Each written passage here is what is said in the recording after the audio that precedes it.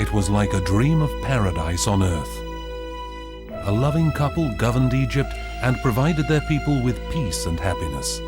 Nefertiti was the most beautiful woman in the realm, and Akhanatan the greatest visionary of his time. They had a grandiose new capital built, dedicated to their only god Atun. Yet the dream perished in disaster. Monuments of the royal couple were recklessly destroyed. Priests declared Akhanatan a heretic. Even the royal tomb was desecrated.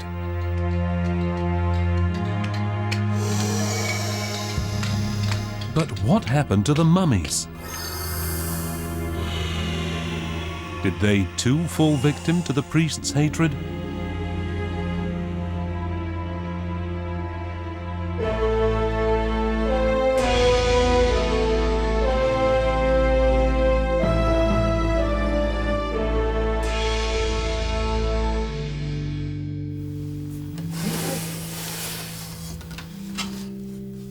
The first rumours about a forgotten pharaoh reached Europe in the middle of the 19th century.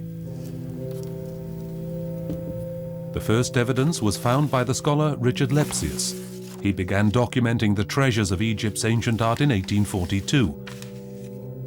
In tomb complexes and temples, his staff copied wall paintings and took casts of bas-reliefs. From Cairo, his journeys took him south. He kept an exhaustive diary about the work of the Royal Prussian Expedition at the stops on their journey, following the Nile further and further upstream. In Middle Egypt, near the town of Asyut, Lepsius made an astonishing discovery. On both banks of the Nile, he found traces of a pharaoh whose name was missing from the established list of kings. His curiosity was aroused. Feverishly, he followed what hints the locals could give him. In his diary, one can read about monumental bas-reliefs and tomb complexes decorated in a highly unusual style. The mysterious pharaoh is said to be their builder.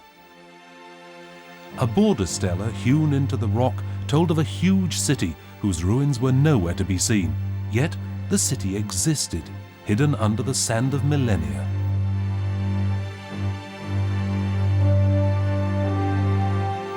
High above the small desert settlement of Tel El Amarna, holes are discernible in the rock face. Lepsius found unfinished tombs. Even the memorial statue of a deceased court official remains faceless. Nonetheless, the complex offered fascinating new insights for the German scientist.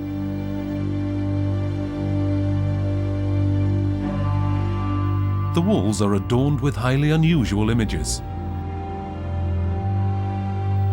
A god named Atun rides a heavenly chariot, or is it the mysterious deified pharaoh who is holding the reins?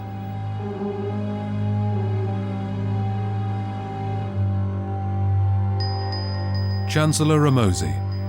His tomb, built several years previously in Thebes, was still furnished entirely in the traditional style.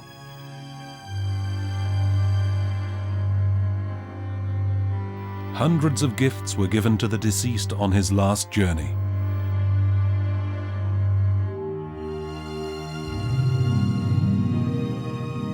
Ample food and beautiful flowers. The dead man was lacking in nothing. Even dying seems to lose its terror in these surroundings. The stay in the hereafter was made to be as comfortable as that in this life.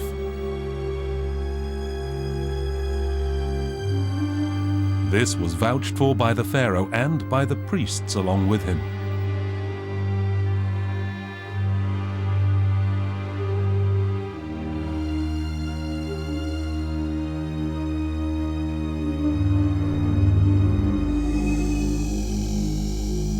In a last sacral act, the ritual of the opening of the mouth, the corpse was finally reborn. Of this, the Egyptians had no doubt.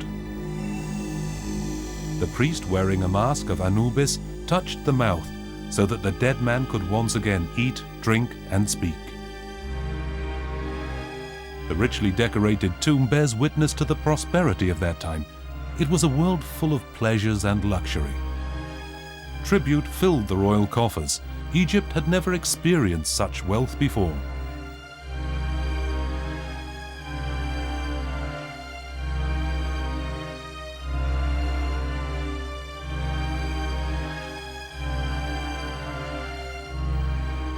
At the beginning of the 20th century, another German expedition arrived at Amarna. The area was systematically excavated and every find was archived. The excavation of a sculptor's workshop yielded especially rich rewards. Many of the statues are preserved unusually well. The archaeologists found new hope. Their finds until that point had been mostly fragments. The city had obviously been destroyed deliberately.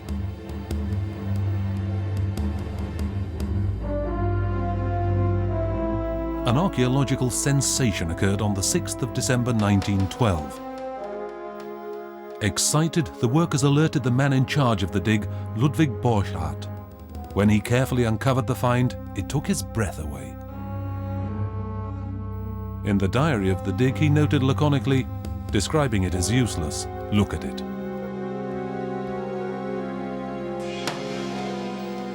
There had never been anything comparable before. It's not surprising that the people of Akhenaten worship Nefertiti like a goddess. Does this also explain why nothing is known about her origins?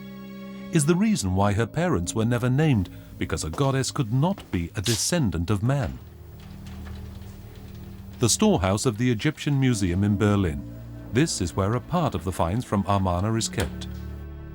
Professor Dietrich Wildung is looking for evidence of Nefertiti's fate. Thousands of broken fragments prove that a whole epoch was violently annihilated. Among the fragments, Nefertiti's sensuous mouth. The important question is, when and why was her statue destroyed?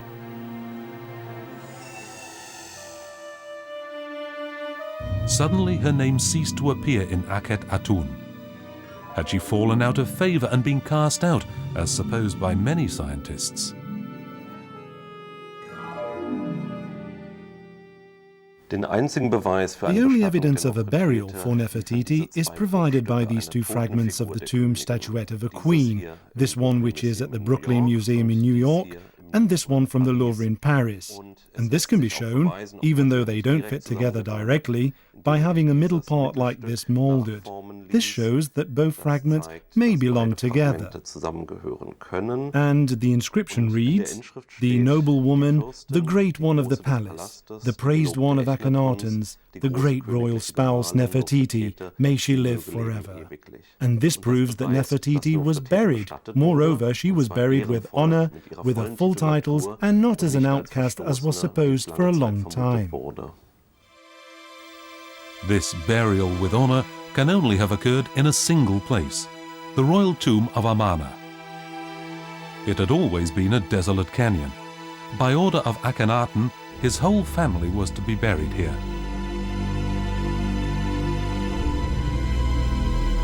Many walls are hewn only roughly, and a large part of the customary decoration is missing. The tomb complex was obviously never finished. However, in a side chamber, there are traces of a large bas-relief. The inscriptions and pictures bear witness to the deep grief felt by Akhenaten and Nefertiti when they buried their second-born daughter. Her early death must have been a shock.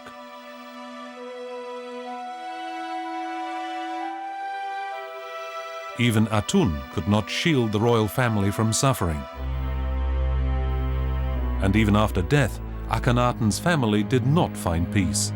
Even the images on the walls of the burial chamber were brutally chiseled off, down to the sun disk of Atun. In the middle of the room, an empty pedestal of stone. No trace of Akhenaten's or Nefertiti's sarcophagi, and no trace of the royal couple's mummies.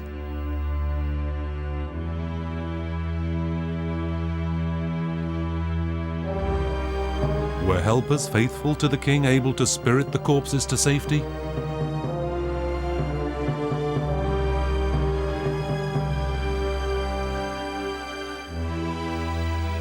One trail leads to the famous Valley of the Kings on the western bank of the Nile near Thebes. Almost all pharaohs of the New Realm had their last resting places built here. Splendid paintings adorn the walls of the tombs even today. However, there are hardly any royal mummies left in the stone sarcophagi.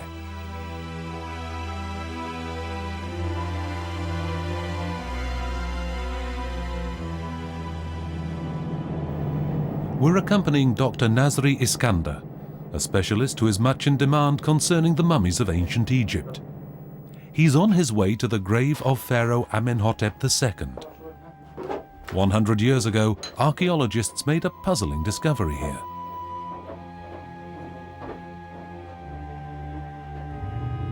Next to the empty sarcophagus, they discovered the mummies of the most famous pharaohs. What had happened here? In 1871, the brothers Rasul were ranging throughout the western mountains of Thebes. Like almost all locals, they earned a lucrative extra wage by raiding tombs. They discovered a tomb hidden away deeply at the bottom of a crevice. No one had entered it for millennia. The dreams of these men seemed to be coming true.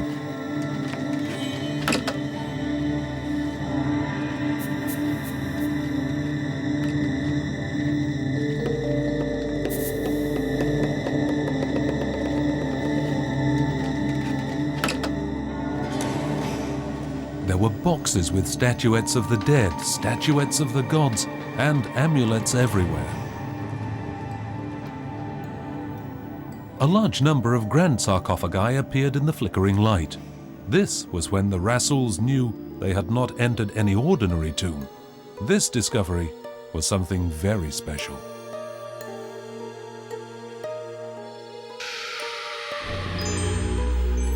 There were too many sarcophagi and mummies here at once.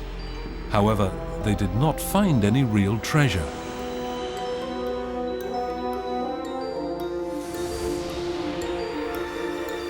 They had been preempted by other grave robbers in antiquity. Greed for gold used to overcome any scruples or fears even then. It was not the beauty of the items of jewelry, but only the value of the precious metals that attracted the plunderers as if by magic. Scientists estimate that several hundred kilograms of such ancient works of art were simply melted down, an irretrievable loss for mankind. When, 3,000 years later, more and more extraordinary burial gifts appeared in the international trade in antiquities, the trail quickly led to Kurna. The village is situated at the entrance to the Valley of the Kings. From the beginning, the police suspected the brothers Rasul. Threats of a long prison sentence and the vigorous methods used in interrogation led to a full confession. Mohammed Rasul revealed the location of the hidden tomb. More than 30 mummies were brought to daylight by the archaeologists under police protection. Even pharaohs as legendary as Ramesses the Great. Far from their original tombs, here they had found a second resting place. Now they traveled back down the Nile to the museum in Cairo. 100 years later, French researchers want to uncover Pharaoh Ramesses' last secrets. In a purpose-built lab, the patient is examined. What 3,000 years of sleep in the desert had not been able to do was done by the air at the museum in a very short time. The corpse had been attacked by 89 highly toxic types of mold. The medical diagnosis tells us Ramesses had trouble walking. His vertebrae had fused together. He was 90 years old, 173 centimeters tall, and had reddish blonde hair dyed yellow with henna by the embalmers. Probable cause of death, blood poisoning owing to a tooth abscess. His hands seem well groomed and are wrapped in fine royal linen. However, from him who in his lifetime trampled his enemies into the dust, who had many hundreds of thousands of tons of stone piled up to show his glory, death took all outward splendor. The fate of a glorious ruler. But what fate befell the heretic Akhanatan? Mummy Dr. Iskander knows that a secret is hidden in a side chamber of the tomb at Amenhotep. By opening it, the scientist hopes to shed light on a dark chapter of the time of the pharaohs.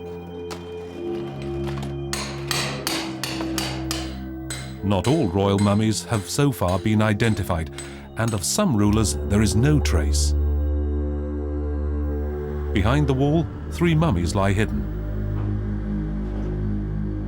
Dr. Iskander is looking for hints as to their identities. The bodies are badly damaged. There are traces of violence everywhere. The consequences of careless embalming? Or the work of plunderers? Who else could have had an interest in mutilating the corpses?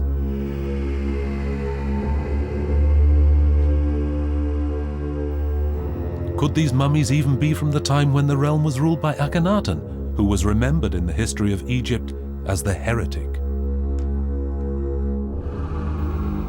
Could the best preserved mummy be, in fact, Queen Tia, as supposed by the finders of this cache of mummies? However, Akhenaten's mother must have been more than 50 years old at her death. Investigations prove that the mummified woman died at no more than 35 years of age, an age that corresponds exactly to that of Nefertiti. Is it here that the mummy of the rejected queen lies? But where is Akhenaten?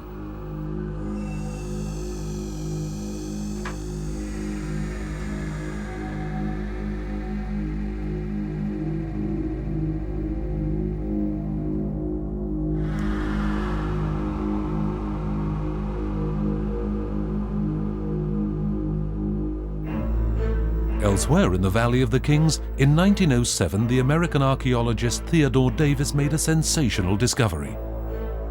In an unobtrusive tomb, he found the remains of puzzling furniture. The chamber was in complete disarray. There were fragments of a shrine bearing the name of Queen Tia, magical bricks bearing cartridges with Akhenaten's name, and a gilded sarcophagus with a royal mummy. Was this the mummy of the heretic?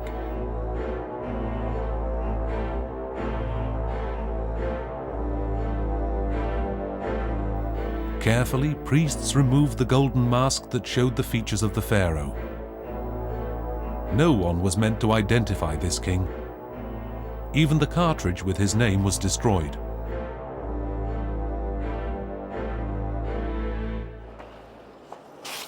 In his lab in Cairo, Dr. Iskander is comparing an X-ray of the unknown king with that of Tutankhamun.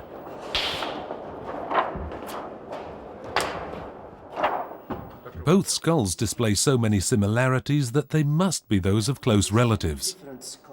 Father and son, Tutankhamun and Akhenaten. The mysterious dead man was only 20 years old when he died, too young to be Akhenaten. He must have been Tut's brother and predecessor on the throne of the pharaohs. Smenkhare married to one of Akhenaten's daughters.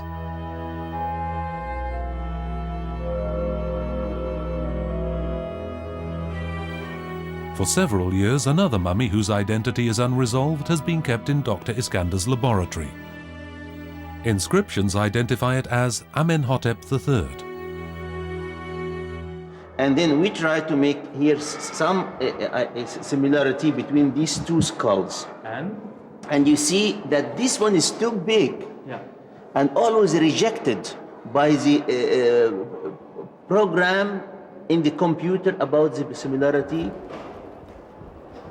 The skull here is too big than the usual.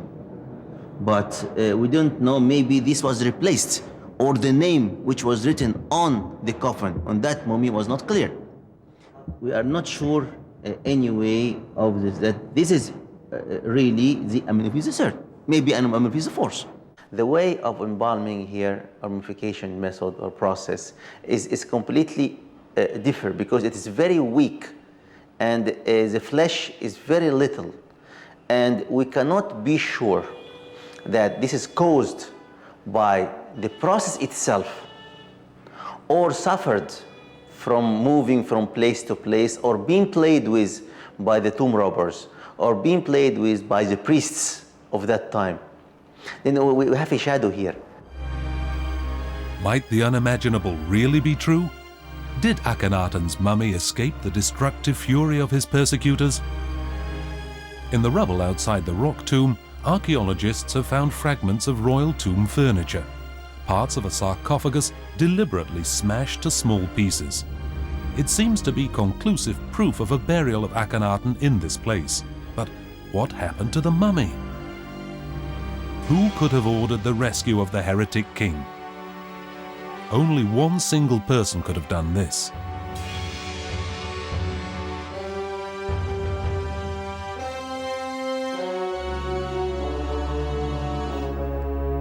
The only pharaoh in whose tomb almost the entire contents remained undisturbed for millennia, Tutankhamun, Akhenaten's son.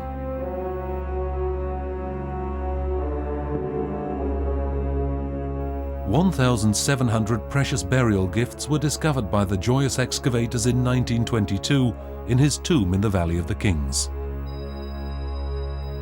His shrine proves that Tut reverted to the worship of the old gods. The protective statuettes fulfilled their purpose.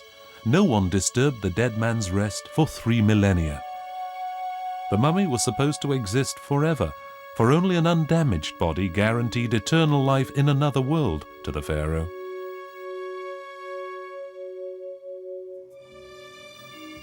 For this purpose, first the entrails were removed from the body and kept in special vessels, canopic jars. Palm wine and incense were used to disinfect the abdominal cavity. Spices masked the pungent smell of the corpse. Careful conservation of a dead body could take months, depending on the dead man's wealth, but 70 days was the minimum prescribed. Strict rules had to be observed. After washing the corpse, the embalmers retrieved the innards from the abdomen through a small cut. Only the heart, as the seat of feeling, but also of thought, kept its accustomed place. The brain was removed through the nose using a hook. Then the most important process began, the desiccation. The corpse had to lie in a special salt for 70 days. This drained all liquid from the tissue and prevented it from decomposing. Finally, the corpse was wrapped in fine linen that could be up to 100 meters in length. This extensive and expensive procedure was carried out by specially trained embalmers. The secret recipes and techniques of their highly respected craft were handed down only orally from generation to generation.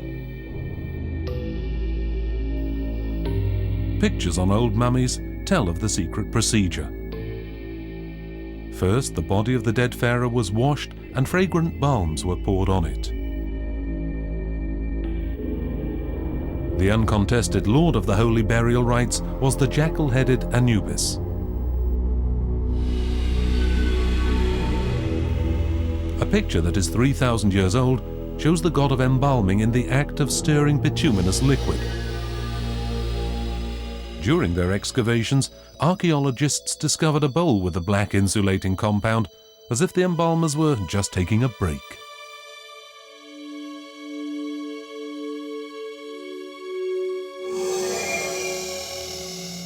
In the Department for Nuclear Spin Tomography of a Berlin hospital, we want to use the latest scientific methods to investigate how the ancient Egyptians used to manufacture eternity.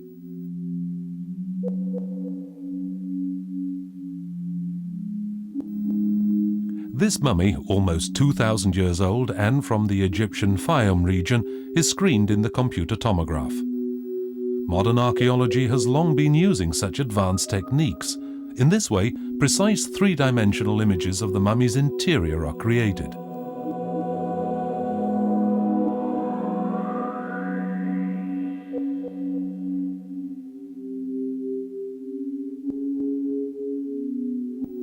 The diagnosis is clear. This is a male who died when he was very young. However, according to the beliefs of the ancient Egyptians, his life did not end there.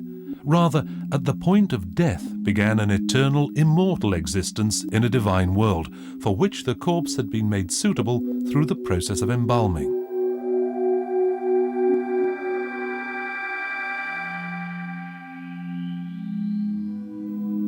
The image shows a perfect technique of preservation that has kept the corpse almost undamaged for over 2,000 years.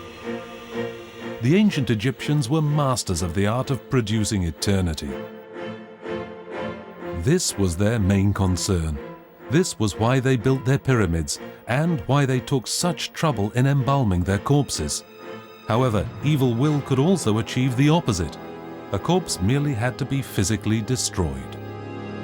The safest method of complete annihilation is to burn a mummy. Was this the fate of Akhenaten? Or is he just buried by the sands of time?